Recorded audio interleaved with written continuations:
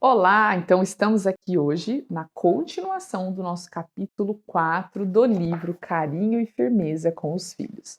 Como o capítulo 4 ficou bastante extenso, nós dividimos em duas aulas, para que nós pudéssemos, além de fazer a leitura, também comentá-los com bastante assertividade para vocês. Então vamos lá. 4.2. Respostas hostis ou agressivas.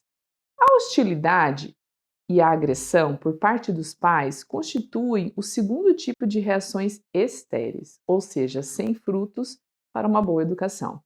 Representam uma equivocada mistura de autoritarismo com incapacidade de conseguir que os filhos se comportem adequadamente.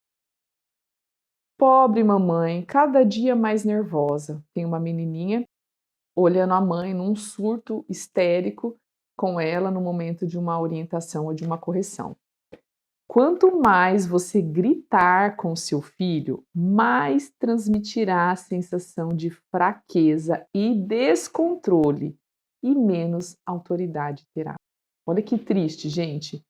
Quanto mais você gritar com seu filho, mais transmitirá a sensação de fraqueza e descontrole e menos autoridade você terá. Isso acontece em muitas casas, né? Não só na minha casa, em que por vezes eu me vejo em situações que eu me descontrolo. E aí você fala, eu sou adulto da relação, eu sou responsável por essas crianças. Quem precisa estar aqui calmo? Quem precisa aqui estar consciente das atitudes que devem ser feitas, da verdade e do erro, sou eu. Então eu preciso me recompor.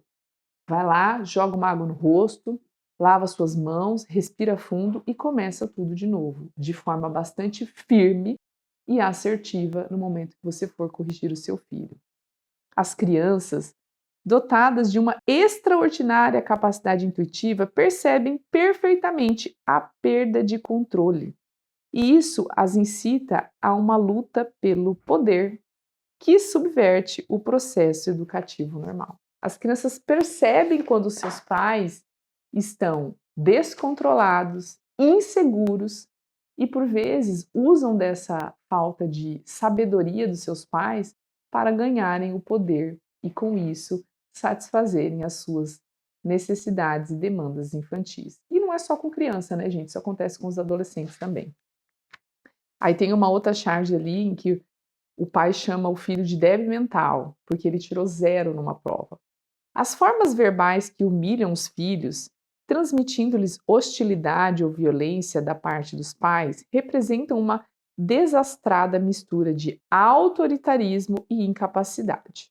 Atitudes como essa podem levar inicialmente à submissão, mas depois dão lugar à rebeldia. Quando os filhos são pequenos, educar com ameaça, barganha, ofensas, gera muito medo neles, porque eles são muito pequenos, né? Eles são indefesos. Agora pensem comigo, né, gente? O que a criança espera de um pai e uma mãe? Ela espera amor e proteção. Se esse pai e essa mãe, que deveria proteger, que deveria zelar, cuidar dele, ofende, agride, né, e humilha, o que passa pela cabeça de uma criança? Puxa, eu não posso confiar no meu pai. Eu vou procurar outras pessoas que me transmitirão esta confiança, esse amor, esse cuidado, esse zelo. É muito perigoso você não se desvincular das suas crenças paralisantes, da sua educação que você recebeu dos seus pais e acabar, por fim, projetando isso nos seus filhos.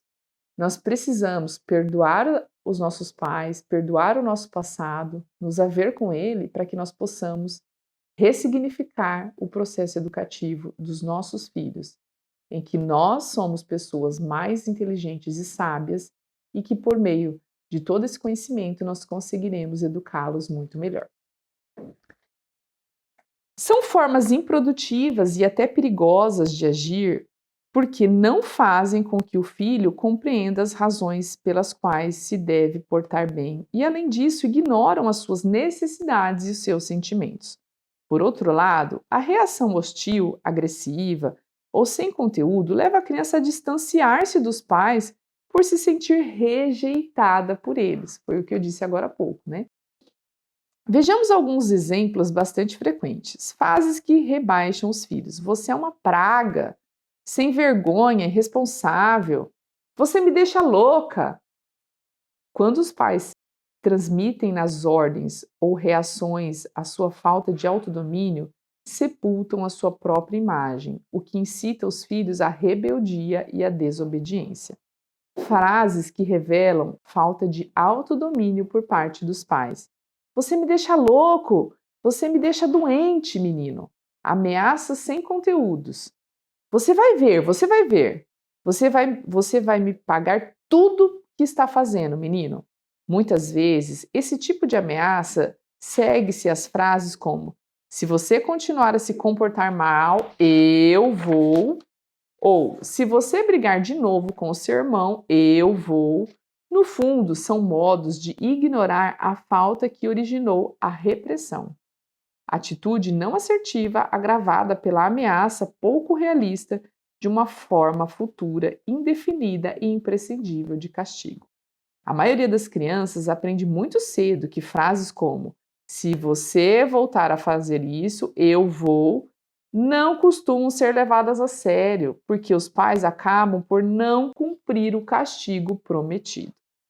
As crianças aprendem, assim, a não dar importância a frases desse tipo e continuam a comportar-se como bem entendem. Você vai ver, a menininha pensando, né? Vou ver o quê? As crianças aprendem desde cedo a não levar a sério as ameaças sem conteúdos, que são a arma dos pais fracos, sem recursos e como que apanhados de surpresa. As respostas hostis ou agressivas tendem a gerar sentimentos negativos entre você e os seus filhos, e por isso é importante evitá-las. Quanto mais gritar com os seus filhos, mais ineficaz será a sua educação. Os gritos mostram-lhe claramente que você perdeu o controle de si mesmo e da situação e que eles ganharam o terreno. E aqui, gente, lembra que nos capítulos anteriores ele traz que é importante a gente respaldar as nossas palavras com atos e ações. Então, entre as estratégias educativas, ele traz lá. Primeiro, a gente tem que deixar tudo muito claro, né? Explicar, antecipar como os filhos devem se comportar, ensiná-los, caminhar juntos, corrigi-los sempre que necessário. Depois que você percebeu que o seu filho já compreendeu essas regras do jogo, né, da família, você precisa respaldar as suas palavras com atos e ações, sem ameaças. Meu filho, como você não cumpriu com o combinado que eu já havia lhe dito, então você não poderá brincar depois que você terminar de fazer tal coisa, né? Ou então, meu filho, porque você não fez a tarefa, hoje você não poderá brincar.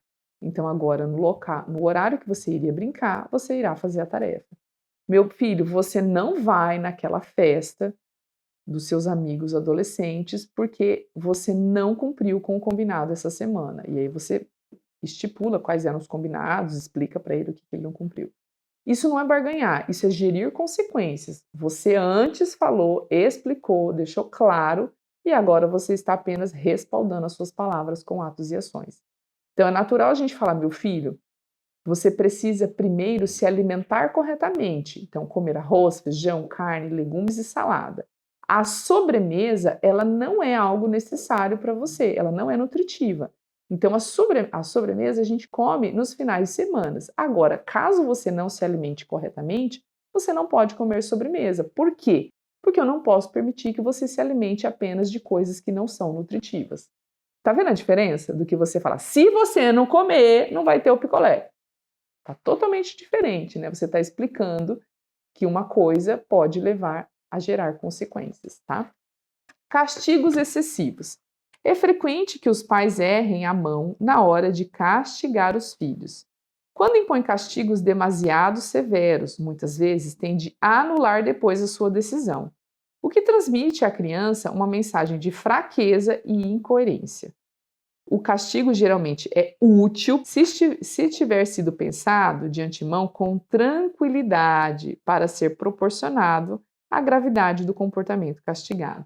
Aqui tem um psiquiatra que fala o seguinte, que assim, pode bater no filho, dar chinelada, cintada, e aí ele fala sim, desde que após o seu filho ter cometido um erro, feito algo feio, você no dia seguinte, com a cabeça fria, sem o sangue quente, vai lá e dê a chinelada, cintada. E aí o pai da criança falou, mas assim ninguém vai bater. Então, é assim que o castigo físico precisa ser feito, com a cabeça fria, consciente e tomada pela razão, e não pelas emoções e pelos instintos mais baixos. Mas acontece que muitas vezes se reduz ao produto o castigo se reduz ao produto de uma explosão momentânea de ira ou frustração por parte dos pais, ao invés de ser uma medida corretiva bem planejada. Vejamos um exemplo. Martim, de 12 anos, deveria voltar para casa às 8 da noite, mas só chegou da casa do amigo às 11, quando os pais já tinham terminado de jantar. O pai, furioso, disse-lhe que era um vagabundo sem consideração e que não sairia de casa durante um mês, exceto para ir ao colégio. Você acha que vai dar certo essa ameaça? Uma semana depois, a mãe liberou do castigo, comentando a uma amiga: não aguentava mais dentro de casa o menino. Incomodava-me o tempo todo e dizia que estava aborrecido e que não sabia o que fazer. Nem o pai suportava mais. Ou seja, não ameace aquilo que você não vai fazer. Você só fale aquilo que você for capaz de cumprir. Caso contrário, tudo vai dar em coisas erradas e inadequadas, né? O resultado final desse castigo excessivo, imposto de forma desordenada e impulsiva no momento de fúria paterna, foi que Martim chegou à conclusão de que os castigos que os pais lhe aplicam não eram sérios, não eram cumpridos e que não tinha por que se preocupar com eles no futuro. Aí tem ali a mãe do Martim falando por que ela liberou ele do castigo. Quando o castigo é excessivo, ou seja, difícil de ser cumprido, que esse é um castigo que os pais acabam por acatando no momento de fúria, de ira, sem o uso da razão, muitas vezes os pais fazem marcha ré, o que transmite a mensagem que não vale a pena levá-los a sério, pois são incoerentes. Castigos físicos. Puxões de cabelo, beliscões, empurrões ou tapas são quase sempre resultado de uma explosão paterna-materna impensada e com excesso de irritação, né, com excesso de descontrole emocional por parte dos pais. E tem um efeito negativo sobre a educação dos filhos. Ou seja, o castigo físico, normalmente, ele é movido por um descontrole afetivo dos pais, que por vezes não vai trazer uma boa consequência para a educação dos filhos. Esta percebe claramente que os gritos e os castigos físicos indicam que o pai não consegue fazê-lo se comportar bem ou que não é capaz de manter-se firme na demarcação dos limites. A agressão física e as explosões verbais, acompanhadas de cara feia, representam normalmente uma reação paterna impensada e têm um efeito negativo sobre a educação da criança, porque a levam a sentir-se desorientada e rejeitada. Esse distanciamento atrapalha a boa comunicação e impede as chamadas surras educativas baseadas no afeto. E para finalizar, acontece com frequência que um pai habitualmente inassertivo, submisso e permissivo com os filhos explode um dia e descarrega a sua frustração através de algumas das muitas formas de agressão física. Semelhante atitude tem um efeito ainda pior sobre os filhos, pois essa oscilação do pai entre dois extremos igualmente inconvenientes deixa-o desorientado e rejeitado. É importante deixar claro que uma surra bem dada, quando se avisou anteriormente que esse seria o castigo, por uma determinada falta grave de comportamento, e além disso houve por trás dela todo o esforço corretivo calculado, pode ser eficaz em alguns casos. Neste caso, pode-se falar com toda razão de uma surra educativa. No entanto, como regra geral, sempre é preferível evitar os castigos físicos. O que ele quis dizer aqui? errado um castigo físico? Não, desde que o pai ou a mãe que vá impor este castigo físico não esteja tomado apenas pelas suas emoções e sentimentos desordenados.